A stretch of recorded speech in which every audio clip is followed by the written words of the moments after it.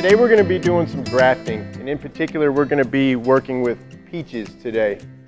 This right here is a peach tree. It's called Lovell, and you can see it's already got some little peach fruits on it. This particular variety of peach, however, does not make good edible fruit, but it does make a really wonderful root system. So we're going to take advantage of that and use this as our root stock. And I'm going to graft onto the root stock another variety of peach. You'll need a few things to do grafting. You'll need loppers, handheld pruners, a sharp knife, a sealer. Today I'm using parafilm, a black electrician's tape, and your cuttings that you're going to graft with. The first thing I'm going to do is make a cut on the root stock. And in this case, I'm going to make this cut fairly high. I could make this anywhere I want, up and down the stem.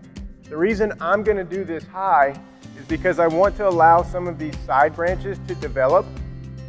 That's going to give me a chance next season, when these get a little bigger, to graft more varieties onto this tree. So it's going to be kind of a multi-grafted tree with different varieties of peaches. I might even throw a few nectarines on this thing next year, who knows. Give me something to play with anyway. All right. Unfortunately, we can't use this top portion anymore, so it's destined for the compost pile. 2 points. Something you're going to want to take note of when you're grafting. You'll see a green outer layer. That outer layer is called the cambium of the tree. It's where all the action's happening. So now I've got my cutting selected that I want to use today. I'm going to make 2 cuts on this thing. One just like this, straight down, and then roughly the same cut on the other side. What I'm doing is trying to create a wedge shape. That's it. Yeah, that looks pretty good. Just a simple wedge. This doesn't have to be anything super nice at all. So the next thing we're going to do is come back to our rootstock. I'm using the same sharp knife. We're going to make 1 cut. This may take a little bit of pressure here. So you want to be somewhat careful. You can see how I'm just kind of rocking the knife back and forth. That's what you want to do. I want to measure and make sure that I've made a big enough incision on the rootstock. So now that we've got all our cuts done, it's time to wrap the scion or the cutting up with this stuff right here. It's called parafilm. It's actually made for use in labs, but it works great for this and a ton of other stuff in horticulture. You don't have to have this. If you don't have this available or you don't want to find it online, you can actually use just the old-fashioned spray, acrylic craft spray, as a sealer, and that'll work just as well. I like this. I've been using it for years, and I've got a ton of it around, so that's what I'm going to use today.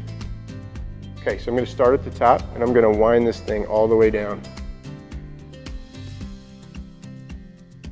What this does is it seals in the moisture in this cutting.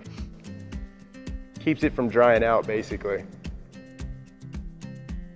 while you're waiting for the wound that we've created to heal over.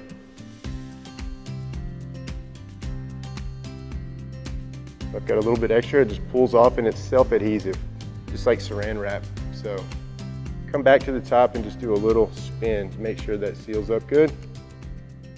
And next we're ready to set the graft. I'm going to insert my scion wood onto the rootstock. Use my knife and open this up just a little bit more so it goes in more easily. Something important to notice here. I'm going to take this and line it up all the way at the side. That's why I was taking note of, I said to take note of the cambium layer. That's where the healing takes place. So you need the cambium layer of your top part, the scion, to match up pretty darn spot on with the cambium layer of the rootstock. If you don't get that right, your graft is not going to take. Last step is we're going to take this black electrician's tape and we're going to wrap this thing up really tight. That's going to let the 2 cuts heal together. You can see I've started a little bit below where the cut ended. I'm just going to work my way back up the trunk carefully.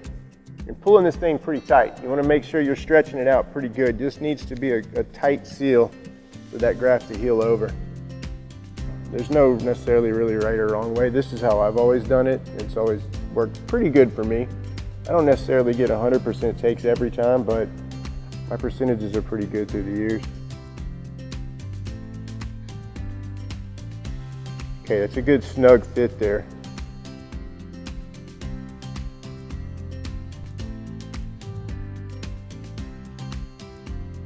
So now we've got a fully grafted peach tree.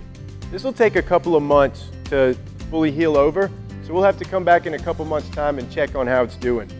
You don't need to treat this just like you would any other plant. You don't need to do anything at all special for the graft. With a few simple supplies and a few simple tools, anyone can do this at home. Very simple process. For more information on the Big Tex Urban Farms, gardening in Texas, and more, visit bigtex.com. While there, be sure to sign up to become a Big Tex Insider and receive all my tips directly in your inbox.